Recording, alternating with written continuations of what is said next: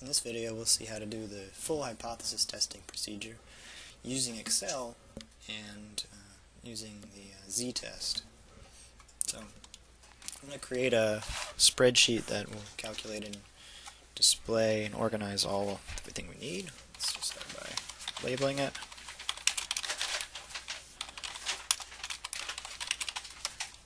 So we're testing the mean here. And this is where the population standard deviation is known. We're looking at example 9.14 from the book, and there's where you're not given sample data, rather you're given summary statistics. I'll show how you can easily adapt this for using sample data. And we'll start with the hypotheses.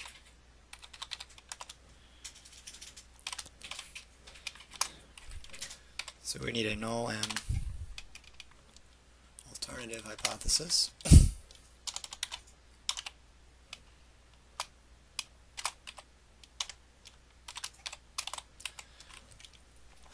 And we're testing the mean, so we're going to use the lowercase Greek letter mu.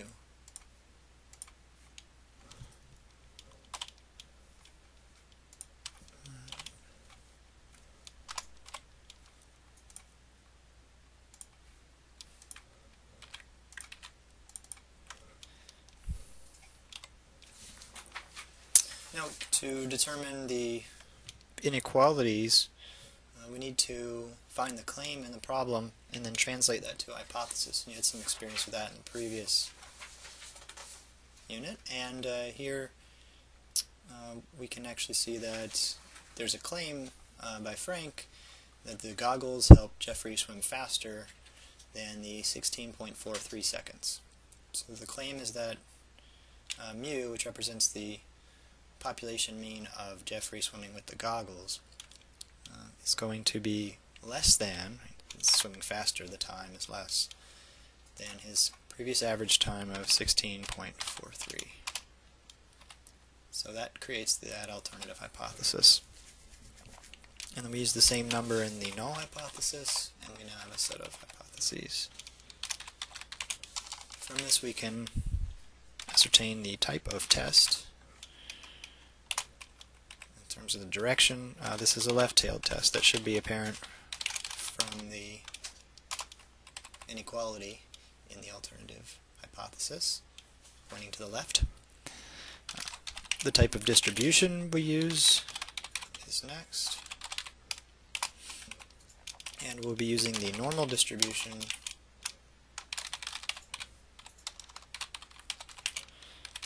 since the population standard deviation, which is represented by the lowercase Greek letter sigma, is known.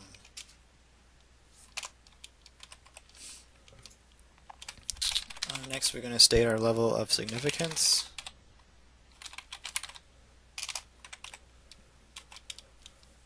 We know that's represented by the lowercase Greek letter alpha.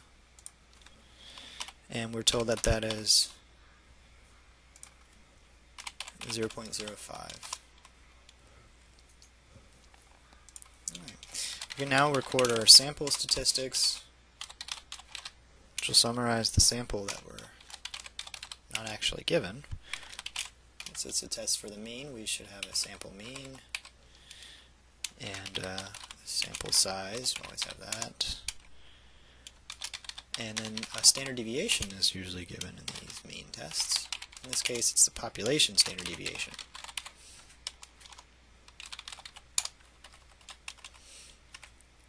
Alright, so the sample mean is 16.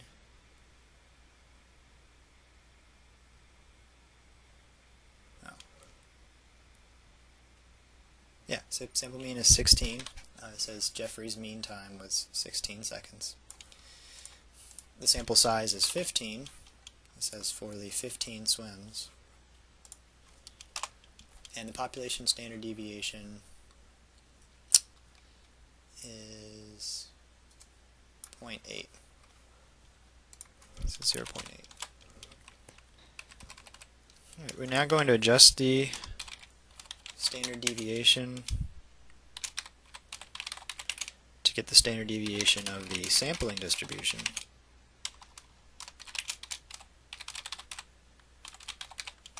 And remember from experience 8 that is found by taking the population standard deviation and dividing by the square root of the sample size. Now Excel will do that for us. Alright. And we're now ready to calculate a p-value.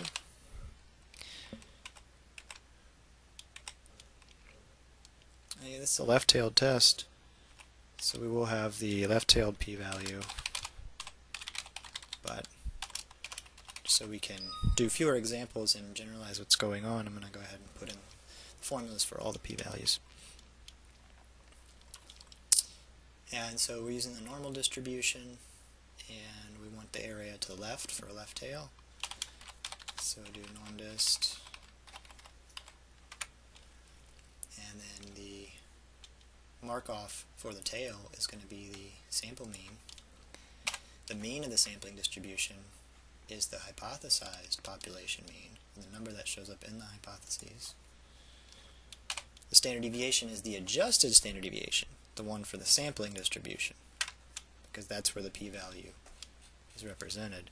And the cumulative, we're going to use 1. So that gives us the left-tailed one. Now if this were a right-tailed test, we'd want to get area to the right. And so then you'd need to do 1 minus the same formula. Right? Norm dist default finds area to the left, and the total area is 1. Area to the right would be 1 minus the norm dist. So we're just going to put this stuff in. So you can change these values later if you want. X, there, and 1. So there's right-tailed. Now if it's a two-tailed test, you would have done the left tail to the right tail based on which side that sample value was from the mean, and then you would just double it. And since the p-value is usually the smaller of these two, I'm going to go ahead and say this will work most of the time.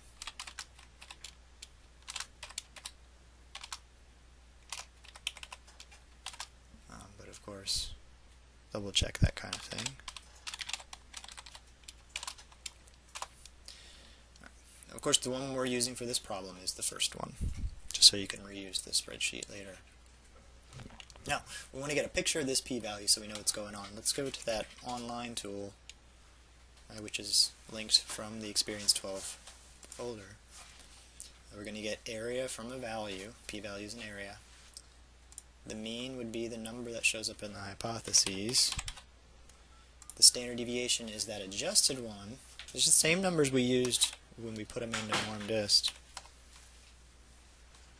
And we'll just round that to 207. And then in left-tailed test, we would want below left 16. And recalculate. So we can now get a nice picture of this. And then we put that there. And that is, it's a little too big. Alright, that looks pretty good. So there's a picture of the p-value, which is something that you're asked to do in the application. And I think this is the ideal way to do it. You, of course, hand draw this. You should have something similar drawn and then have this labeled where you're marking off the tail. Okay. Of course, that tail is marked off at 16 because 16 was the sample mean. And the area of that tail is the p-value. So if you do a hand-drawn graph, mark off where that tail is with 16, and then mark off the mean in the middle. Alright.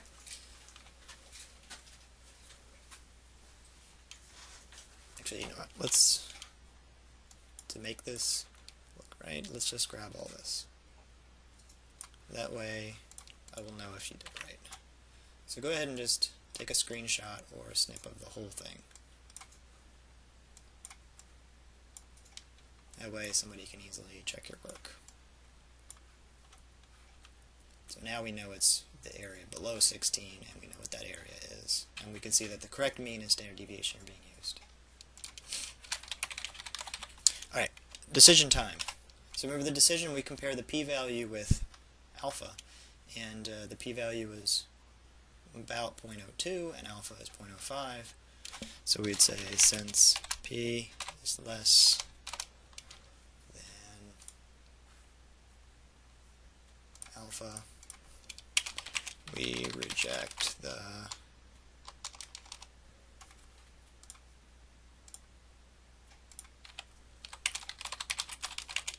null hypothesis. Alright, now we got to have a conclusion which relates this decision to reject the null back to the original claim.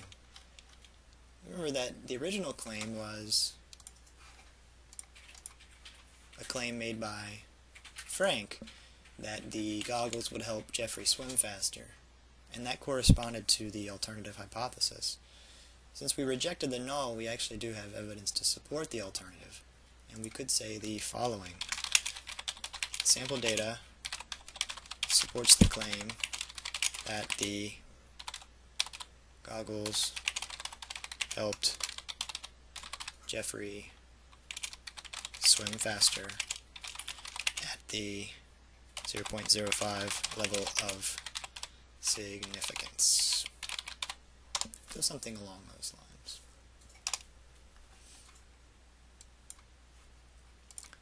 Alright, and that's a complete hypothesis test for this problem. Now, you could also do this same z-test for the mean where you were given sample data. And how would this differ?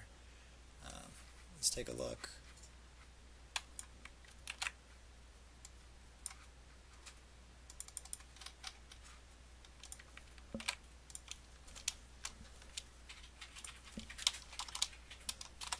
So, in the situation where you're working with sample data, you would still diagnose your hypotheses and the test, and the type of distribution, level of significance. But when you get to sample statistics, you would have to calculate these.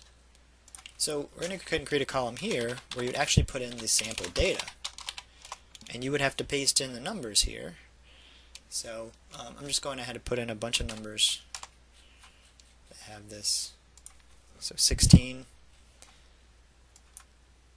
And let's get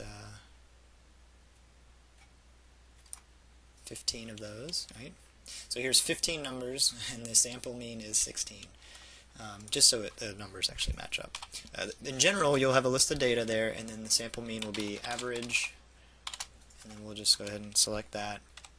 And I can go way down here and not really cause any problems, and that way, if I have a longer data set later on, you know, as long as it doesn't go past the row 119, it'll just include those numbers. And when you have those blank cells, it doesn't include the blank cells.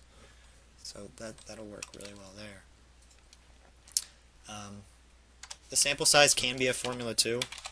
The count function will do the same thing. It'll just count these. And it just counts the ones that have numbers put in there. So you can now overwrite this. Remember, if you put in a shorter data set, you'd want to delete the additional numbers that you weren't overwriting. Everything else is automated. You were given population standard deviation for the z-test, and then this formula is automatically updated, and the p-values are automatically updated. So you would just be changing that. All right.